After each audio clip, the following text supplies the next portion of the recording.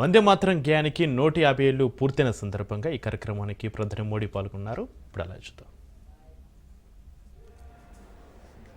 हम सब के सम्मानित नेता देश के प्रधानमंत्री श्रद्धेय नरेंद्र मोदी जी, मंच पर उपस्थित दिल्ली के सम्मानित उपराज्यपाल आदरणीय श्री विनय सक्सेना जी, दिल्ली की सम्माननीय मुख्यमंत्री आदरणीय रेखा गुप्ता जी,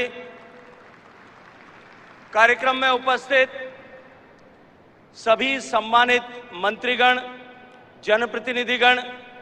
सरकारी अधिकारीगण,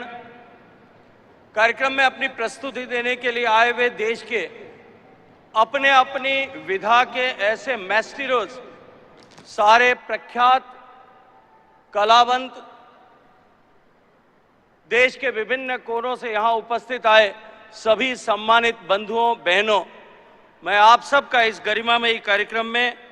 हृदय पूर्वक स्वागत करते हुए अपने आप को सौभाग्यशाली महसूस करता हूं.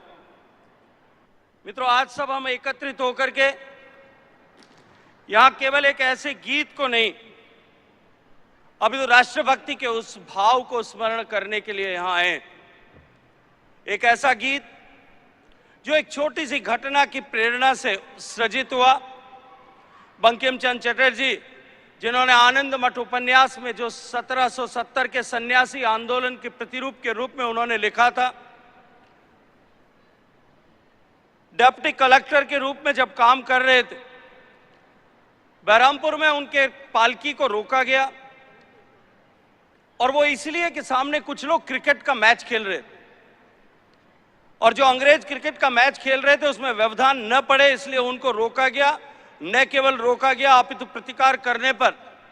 उनके साथ में हाथापाई की गई. बंकिम चंद्र चटर्जी जी ने इसे न्यायालय में एक वाद के रूप में लिया और उस वाद के समय में जब उनके ऊपर अंग्रेज सत्ता और अधिकारियों का बहुत सारा दबाव था, वो वहां स्थानीय जागीरदार के एक गेस्ट हाउस में रुक करके रह रहे थे और उस गेस्ट हाउस के सामने कुछ मंदिर, और जिसमें एक मंदिर में देवी मां की प्रतिमा को जंजीरों से जकड़ा हुआ ऐसा रखा गया था. वहां उनके मन में यह विचार प्रतिपादित हुआ कि मेरी भारत माता भी इसी तरह से बेड़ियों में जकड़ी हुई है, जिसे मुक्त कराने के लिए एक मंत्र की आवश्यकता है. और वो मंत्र सृजित हुआ, उदित हुआ. उनके मन का वो भाव आज 150 साल बाद में भी हम करोड़ों भारतवासियों के, चाहे हम किसी भी भाषा में बोलते हों, किसी भी स्थान पर निवास करते हों, हम सब के लिए राष्ट्रभक्ति के एक अमर मंत्र के रूप में हमेशा हमेशा के रूप में सन्निध हो गया. मित्रों, आज हम सब यहां एक ऐसे अमर गीत को स्मरण करने के लिए आए जिसका गायन करते हुए, जिस वंदे मातरम का नारे का उद्घोष करते हुए स्वतंत्रता के आंदोलन के सारे कार्यक्रम प्रारंभ हुए होंगे और हजारों ऐसे स्वतंत्रता सेनानी होंगे जिन्होंने मां भारती के बलिवेदी पर अपने आप को जब समर्पित किया, तब अंतिम शब्द जो उनके मुंह से निकले थे वो शब्द थे वंदे मातरम. मित्रों, आज वंदे मातरम के 150 वर्ष पूरे हुए. आजादी के बाद में भी वंदे मातरम ने